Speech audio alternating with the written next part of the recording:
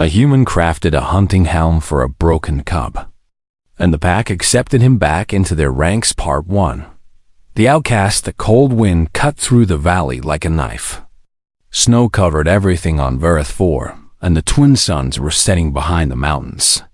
Taiho pulled his jacket tighter and walked toward the old supply shed at the edge of the human colony. He had noticed something strange for the past 3 days. Someone was living there. Taiho was a quiet man of 34 years. He had come to this frontier world 2 years ago as an engineer.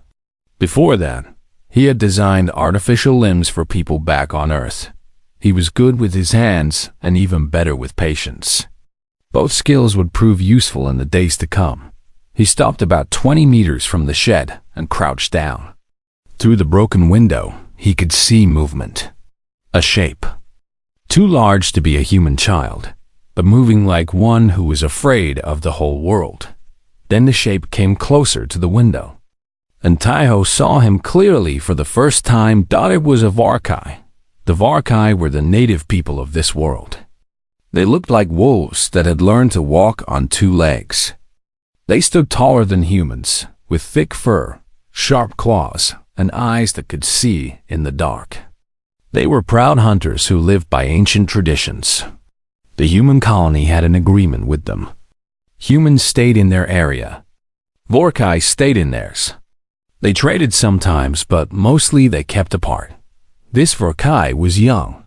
A cub, maybe 12 cycles old, which was like a human teenager. His fur was gray and white, but it was dirty and thin in patches. He was skinny. Too skinny. And when he turned his head, Taiho saw why he was alone. The left side of the cub's face was wrong. His eye was clouded and dead, seeing nothing. His ear on that side was small and twisted, pressed flat against his skull. The cub was half blind and partially deaf. Taiho had learned about Vorkai culture during his training. He knew what this meant. Among the Vorkai, hunting was everything. It was how they proved their worth. It was how they became adults. Every cub had to complete something called the first hunt. They had to track and kill a dangerous animal alone. Only then would the pack accept them as true members. Upon them would the pack accept them as true members. Cub who could not hunt was considered broken, incomplete, spiritually dead. The pack would cast them out to survive alone or die alone. It was cruel, but it was their law. It had been their law for thousands of years. This cub had been thrown away by his own people.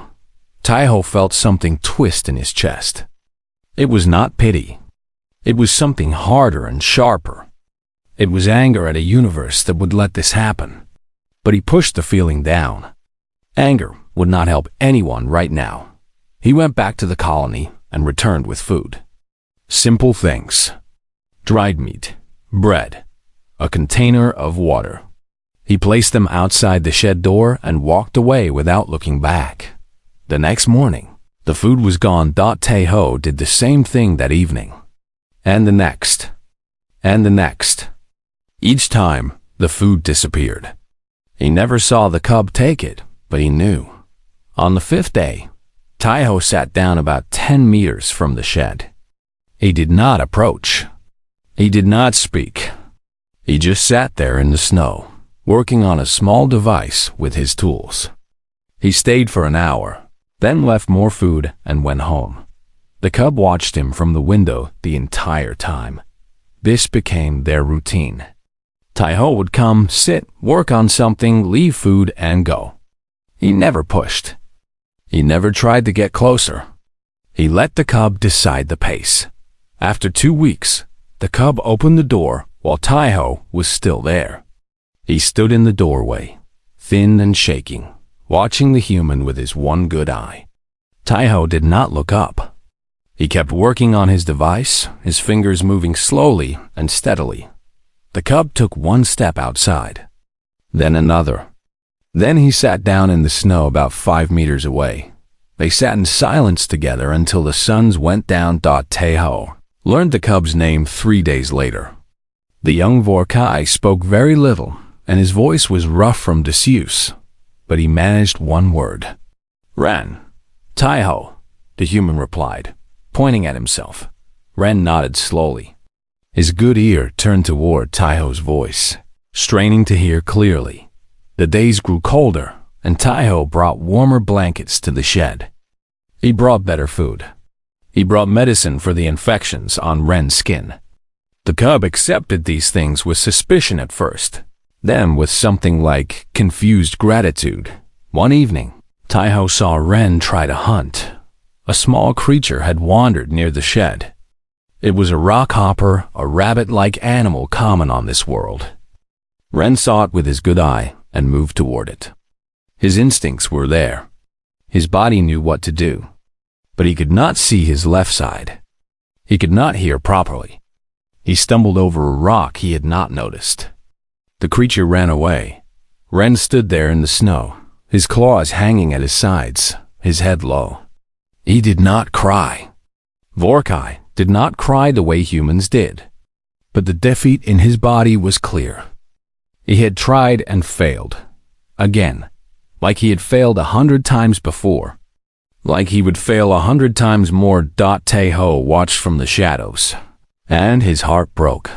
That night, after Ren had gone back inside the shed, Taiho sat alone in his workshop in the colony. He stared at the wall for a long time. He thought about broken things. He thought about tools. He thought about what it meant to be complete. Then he pulled out his engineering tablet and began to draw. The design was rough at first, just shapes and ideas. But as the night went on, it became something more, something real, something that might give a broken cub a second chance. Outside, the wind howled across the frozen valley. Somewhere in an old shed, a young Vorkai slept alone, dreaming of hunts he would never complete. But Taiho was not sleeping. He was building, and he was not going to stop until Ren could hunt again. A human crafted a hunting helm for a broken cub, and the pack accepted him back into their ranks. Part 2. The craftejo worked through the night and into the morning. His workshop was small but filled with tools and machines. Screens glowed with diagrams. Parts lay scattered across tables. He had not slept in 20 hours, but his hands were steady and his mind was clear. The helm was taking shape. It was not a simple thing. Vorkai heads were different from human heads. Their skulls were longer, their ears sat higher, and their eyes were spaced wider apart. Taiho had to study everything he could find about Vorkai bodies. He read old research files. He watched recordings of Vorkai hunters moving through forests. He learned how they tracked their prey, how they listened for sounds, how they used all their senses together. Ren could not do these things. His left eye saw nothing but shadows. His left ear heard only muffled noise. When he turned his head to see something on his blind side, he lost sight of everything else. He was always one step behind the world around him. Taiho was going to fix that. The helm would cover the upper half of Ren's face. A special lens would sit over his blind eye. This lens would show heat. Every living thing gave off warmth, and the lens would turn that warmth into colors that Ren could see. Red for hot, blue for cold. Even in complete darkness, he would be able to see where animals were hiding. For his damaged ear, Taiho designed a small device that would fit inside the helm. It would pick up sounds from all directions and make them louder. More than that, it would tell Ren where sounds were coming from. If something moved on his left side, the device would send a small vibration to that side of his head. He would feel the direction, even if he could not hear it clearly. It was complex work. Taiho had built artificial arms and legs before, but this was different. This was not replacing something missing.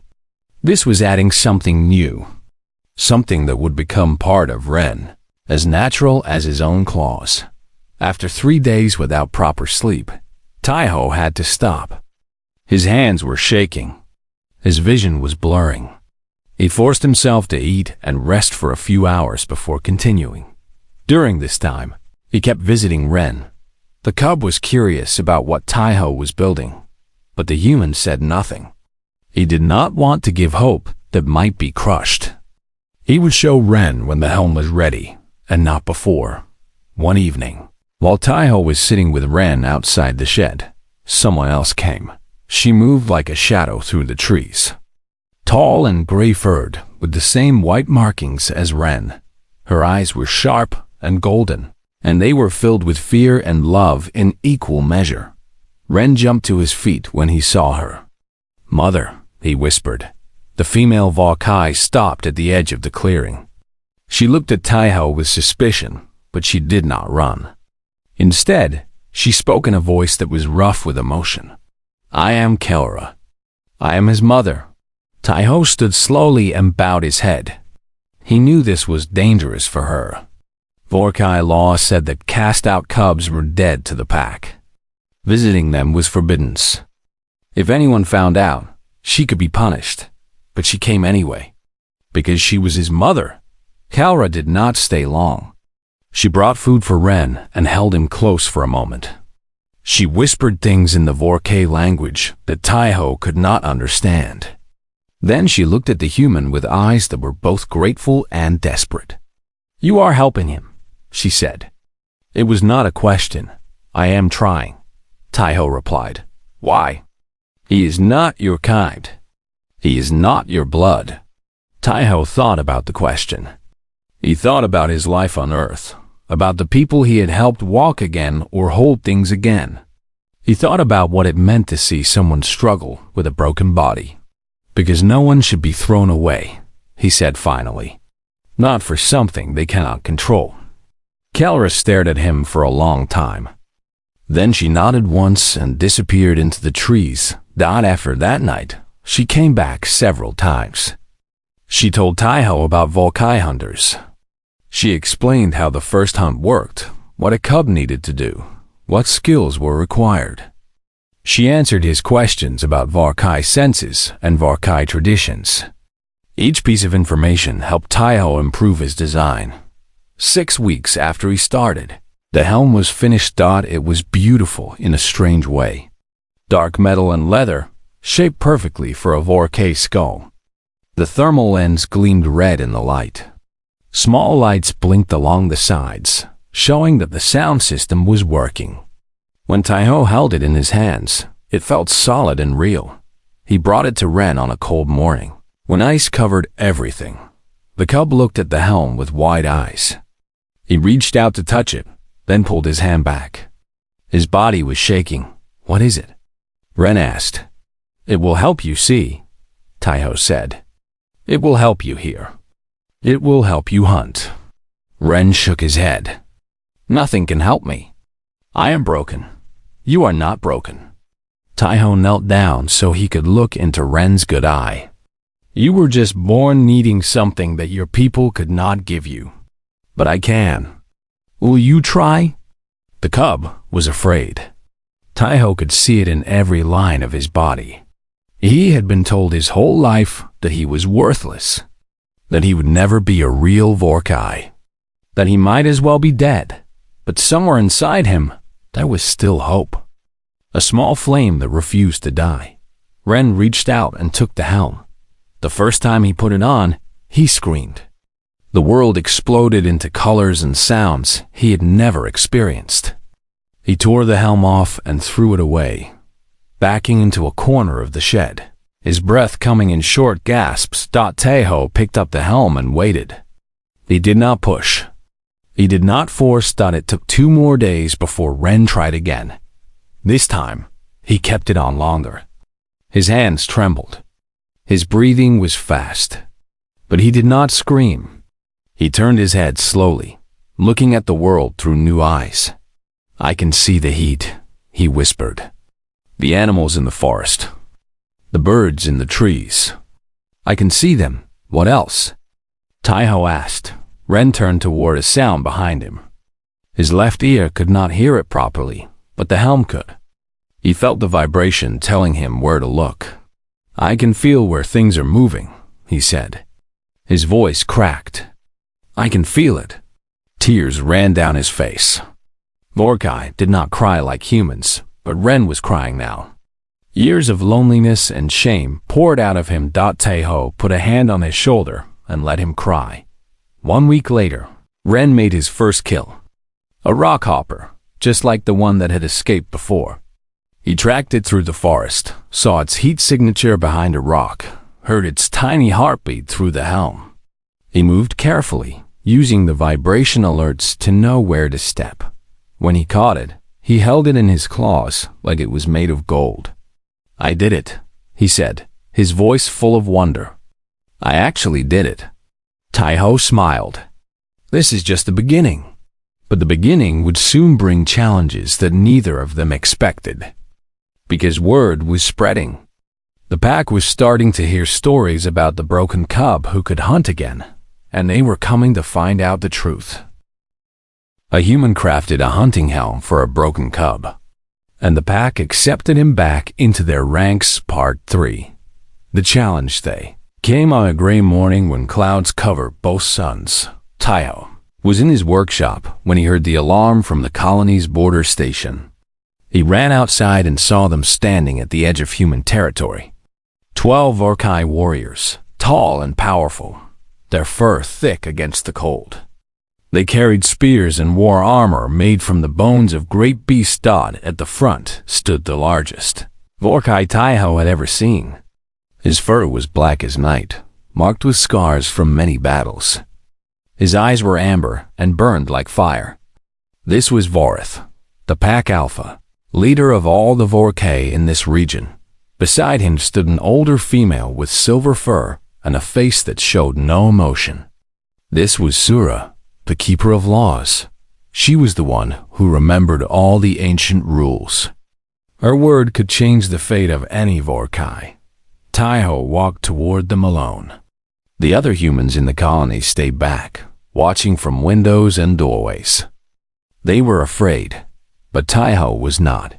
Fear would not help Ren. You are the human, Vorith said. His voice was deep and rumbled like distant thunder. The one who has been meddling with things that do not concern your kind. My name is Taeho, and I have not been meddling. I have been helping. A growl passed through the group of warriors. One of them stepped forward, claws extended, but Vorith raised a hand, and the warrior stopped. Helping? The alpha's eyes narrowed. You have been feeding a dead cub, giving him shelter, giving him false hope. This is not helping. This is cruelty. He is not dead, Taeho said calmly. He is alive and standing in that shed behind me. Would you like to see him? Sura spoke for the first time. Her voice was cold and sharp like broken ice. The cub called Ren was declared incomplete at the age of 4 cycles. He could not see properly. He could not hear properly. He could never complete the first hunt. By all law, he ceased to exist. His name was removed from the pack records. His mother was forbidden to speak of him. Your law is wrong. The words hung in the air like smoke. The warriors tensed. Even Vorith's eyes widened slightly. No one spoke to the keeper of laws like that. No one questioned the ancient traditions. But Taeho did not look away. Your law says that a hunter must have sharp senses. But it does not say those senses must be natural. My people were born weak. We have no claws. We have no fangs. We cannot see in the dark or smell prey from far away. But we learn to make tools. Spears to extend our reach. Traps to catch what we could not chase. Machines to help us see and hear and do things our bodies could not do alone. He pointed at the warriors and their weapons. You carry spears. You wear armor made from bones. Are those things part of your bodies? No. They are tools. You use them because they make you better hunters. That is different, Sura said. Is it? Tell me why. Sura opened her mouth to answer, then closed it. For a long moment, she said nothing. Taiho could see something working behind her cold eyes. She was thinking, truly thinking about his words. Vorath stepped closer to Taiho. He was so tall that the human had to look up to meet his gaze. You speak well, human. But words do not change facts. The cub is broken. He cannot hunt. That is the truth. Then let him prove you wrong. The words came from behind Taiho. Everyone turned to look. Ren was walking toward them. He wore the helm. The thermal lens glowed red over his blind eye. The sound sensors blinked softly along the sides. He walked with his head held high, not shuffling or cowering like he used to. He looked like a hunter behind him, moving through the trees. King Kaura. Her face was pale beneath her fur. She knew she was breaking the law by being here. But she came anyway, because this moment would decide everything. Mother! One of the warriors pointed at her. You have violated the law of exile. You have spoken to the dead. He is not dead. Kaura's voice rang out across the clearing. He is my son. He has always been my son, and I will not pretend otherwise anymore. Vorath looked at her with an expression that was hard to read.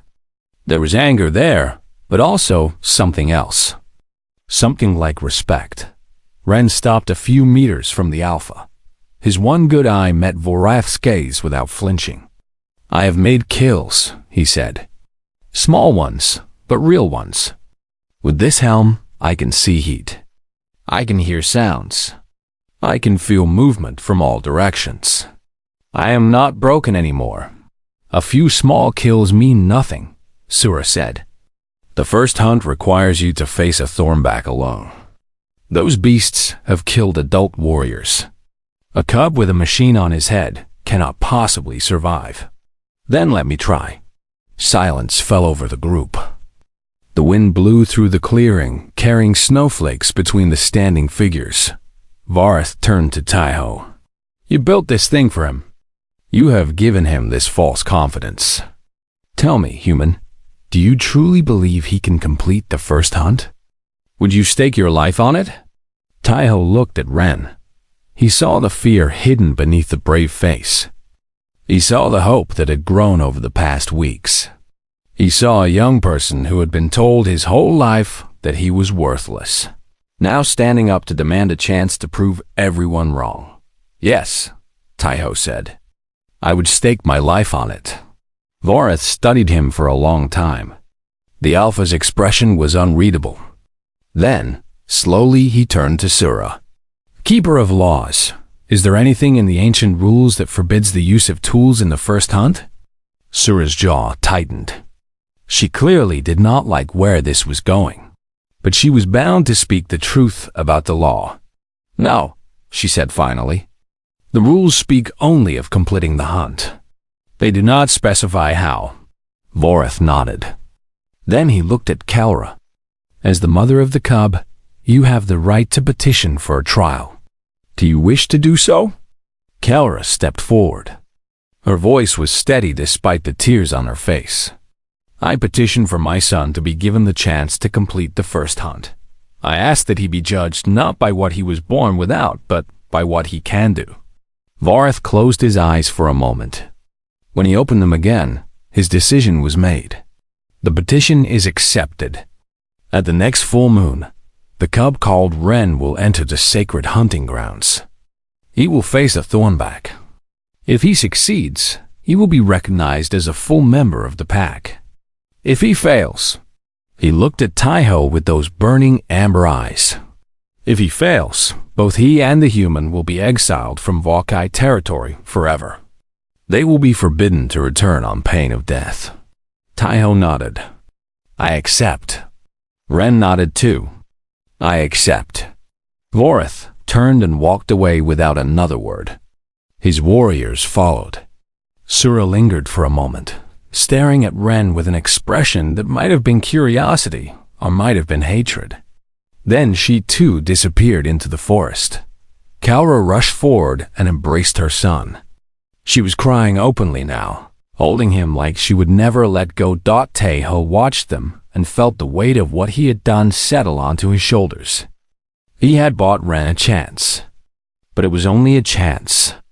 The Thornback was a deadly creature. Ren would have to face it alone. The full moon was 14 days away. They had 2 weeks to prepare for the most important hunt of Ren's life. A human crafted a hunting helm for a broken cub, and the pack accepted him back into their ranks. Part 4. The Hunt. The full moon rose over the sacred hunting grounds like a pale eye watching everything below.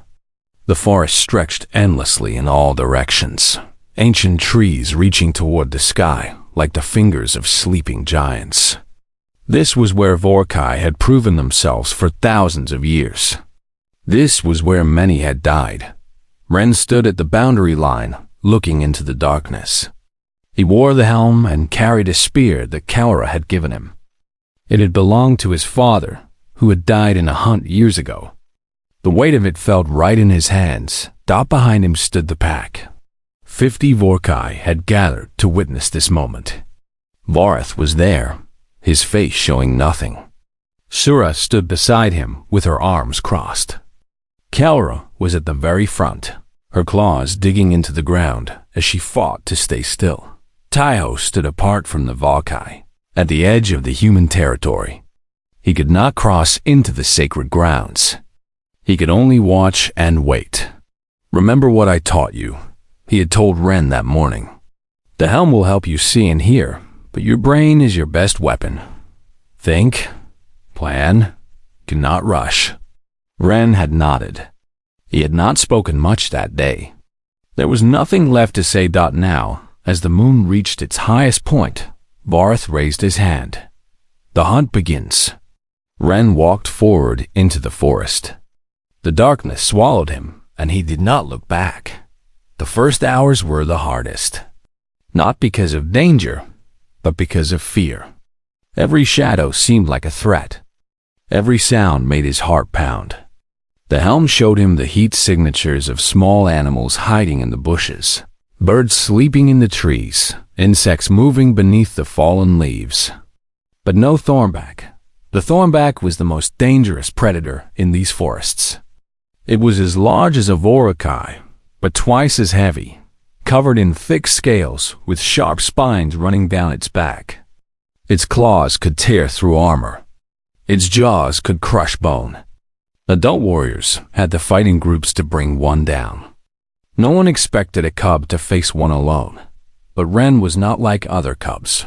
He moved slowly through the forest, using the thermal vision to scan ahead.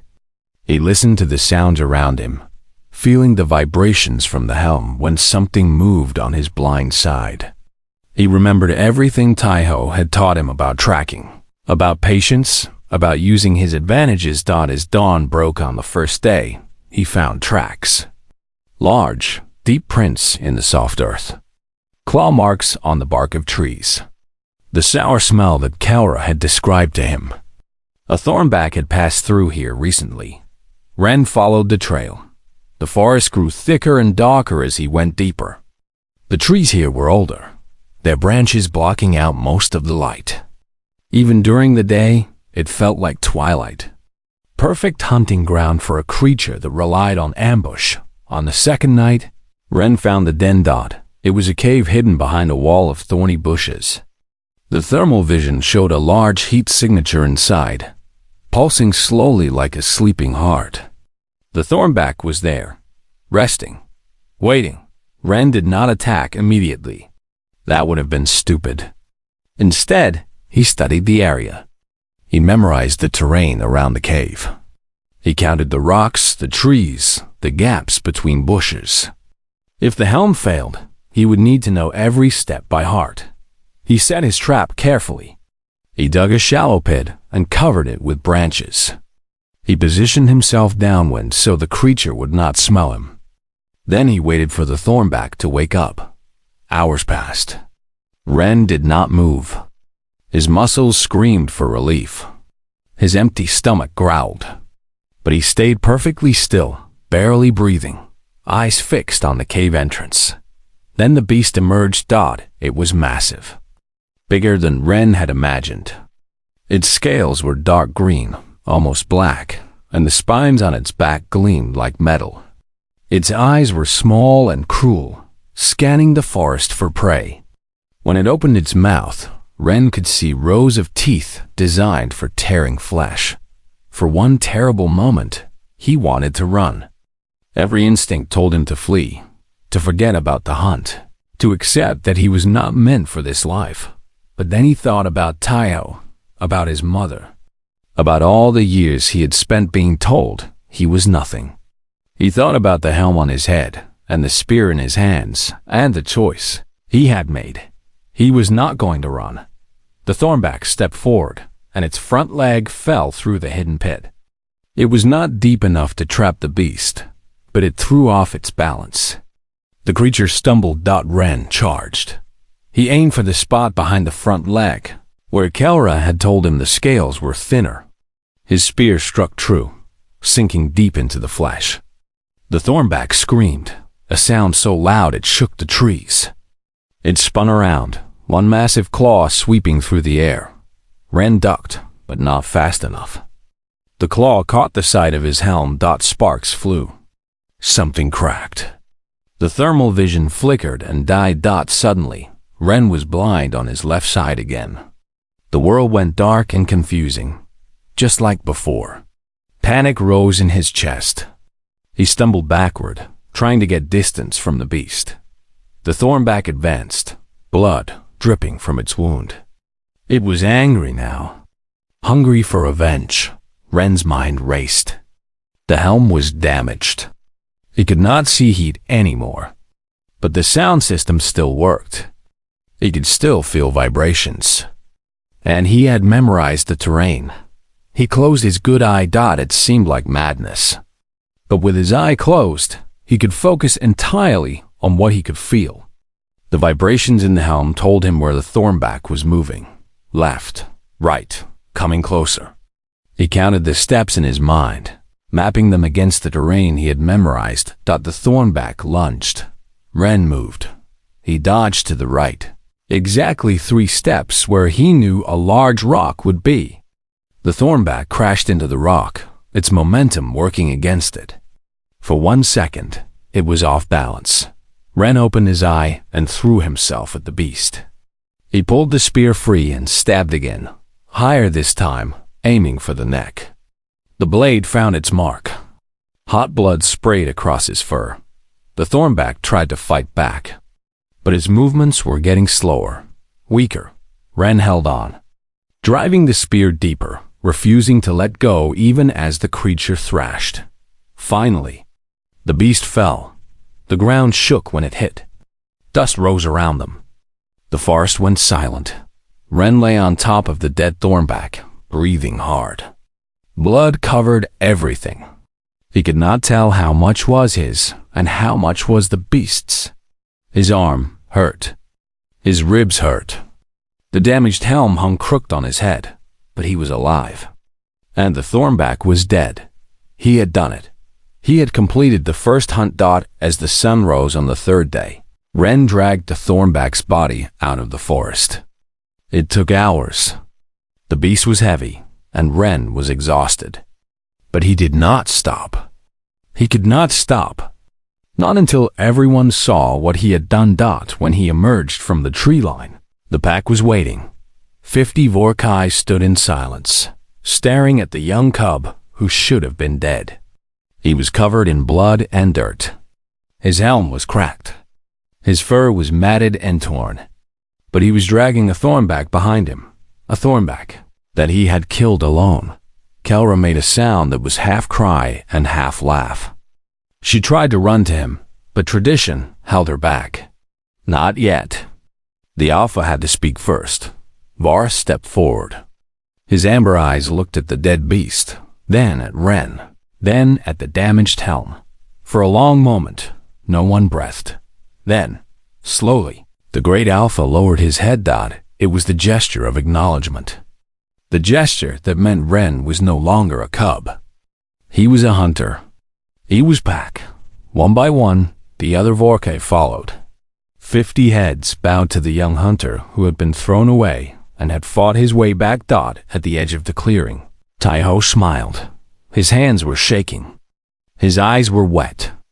But he smiled because Ren had proven them all wrong, and nothing would ever be the same again. A human crafted a hunting helm for a broken cub, and the pack accepted him back into their ranks. Part 5. The pack 1 month had passed since the hunt.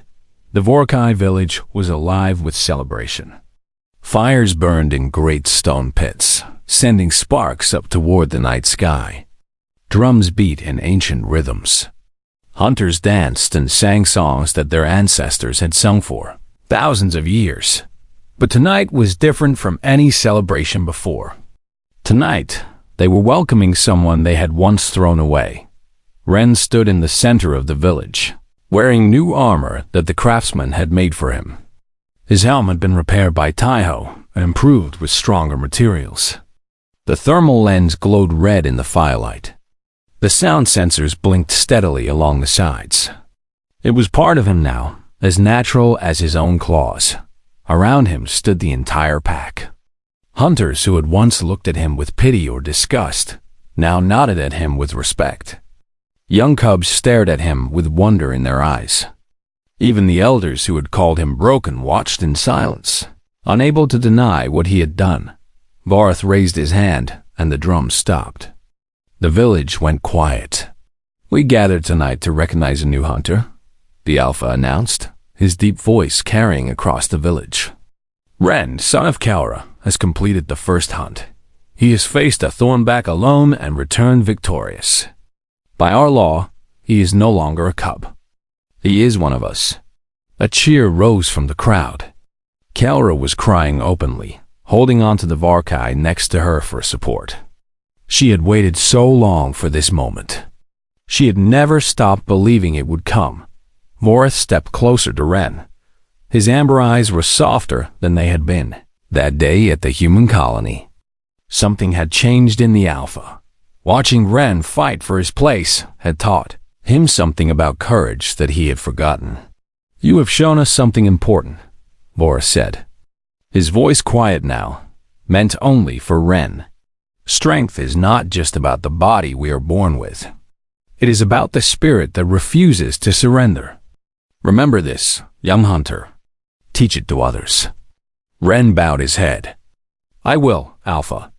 Then came the second part of the ceremony. This one was unexpected. Sura, the Keeper of Laws, stepped forward with a scroll in her hands. Her silver fur shone in the moonlight, and her cold face showed something that might have been acceptance. "The ancient laws have guided our people since the first pack was formed," she said. "They have kept us strong. They have kept us pure. But laws must grow as our people grow. If they do not, they become chains instead of guides." She unrolled the scroll and read aloud. "From this day forward, let it be known that a hunter may use whatever tools allow them to hunt, so long as the hunt is completed by their own courage and skill. The body we are born with does not define our worth. Our actions define our worth. This is the new law, added to honor Ren and all those who will come after him." A murmur passed through the crowd. Some of the older Vorkai looked troubled. Change was never easy to accept. But most of them nodded slowly. They had seen Ren kill a thornback with their own eyes. They could not deny the truth. Sura rolled up the scroll and looked at Ren. "Your helm is now considered an extension of yourself. It is no different from a spear or a trap. You have shown us a different path to the same destination. May others learn from your example." Ren did not know what to say. Words felt too small for what he was feeling. So he simply bowed, deeper than before, showing his gratitude in the traditional way. Then Vorth turned toward the edge of the village, where a single human stood watching everything. "Bring the human forward." The crowd parted. Taiho walked through them, feeling the weight of dozens of eyes on him. He had been allowed into the village for this ceremony, the first human ever granted that honor.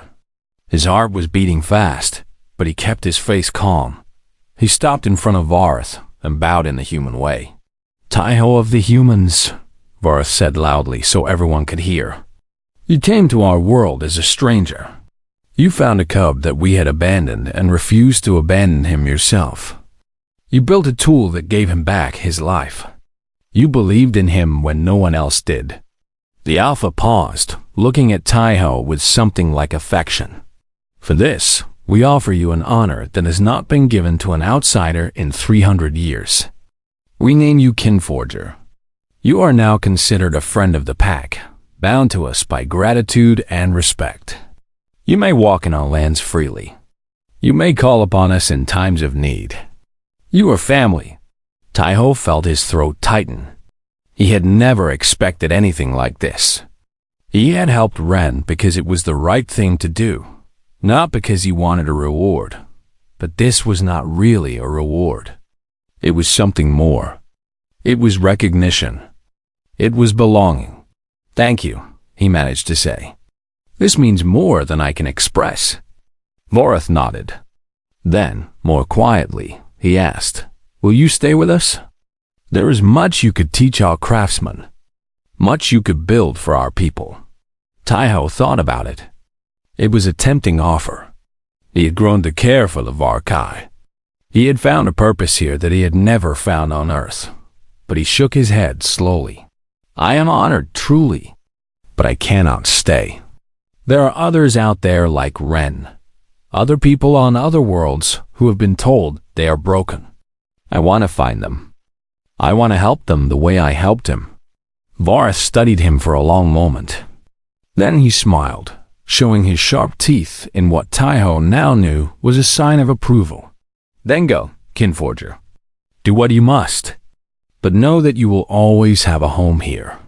The ceremony ended, and the celebration continued late into the night. Taiho sat by one of the fires, watching the Vorkai dance and sing. Ren found him there as the moons began to set up. The young hunter sat down beside the human. They had spent so many hours together, but they had never really said goodbye. "You are leaving tomorrow," Ren said. It was not a question. "Yes." Ren looked at the fire. The flames reflected in his thermal lens, making it glow brighter. "I do not want you to go." Taiho smiled sadly. "I know, but I have to. Why? Why can you not stay?" Taiho was quiet for a moment, choosing his words carefully. "When I found you in that shed, you were alone. You had been told your whole life that you were nothing, that you would never be anything. But you were wrong, and they were wrong, and I could see it. I could see who you really were underneath all that pain." He turned to look at Ren directly. "There are others like you out there. On worlds I have never visited. Among species I have never met. Cubs and children and people who have been thrown away because someone decided they were not good enough. I want to find them. I want to show them what I showed you." Ren's good eye was shining. "You gave me my life back." Taiho shook his head. "No, I just built you a tool. Everything else, the courage, the strength, the refusal to give up, that was all you. It was always you. The Helm just helped you see yourself clearly." They sat in silence for a while, watching the fire burn down. Finally, Ren stood up. He looked at Taiho with an expression that was both grateful and determined. "Then go," he said. "Find others like me. Help them the way you helped me. And when you have built an army of hunters that the galaxy tried to throw away, come back and show us what we have become." Taiho laughed. It was a warm sound, full of hope. "I will. I promise."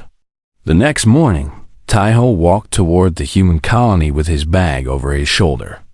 The sky was clear, and both suns were rising, painting the snow in shades of gold and pink dot behind him at the edge of the Varkai territory. Ren stood watching Dot as Taiho reached the top of a hill. He heard a sound that made him stop. A howl, long and beautiful, rising into the morning air. It was the hunter's call, the song that Volkai sang to honor their greatest warriors. Other voices joined in. 5, 10, 20. The whole pack was howling, their voices blending into a sound that shook the very mountains they were howling for. Ren, and they were howling for the human who had refused to let him stay broken. Taiho smiled, his eyes wet with tears he did not bother to hide. Then he turned and kept walking, heading toward the next world, the next outcast, the next chance to make something beautiful out of something the universe had tried to throw away. Behind him, the howling continued until he was out of sight and somewhere in the village. A young hunter looked at his helm and smiled, knowing that he would never be broken again.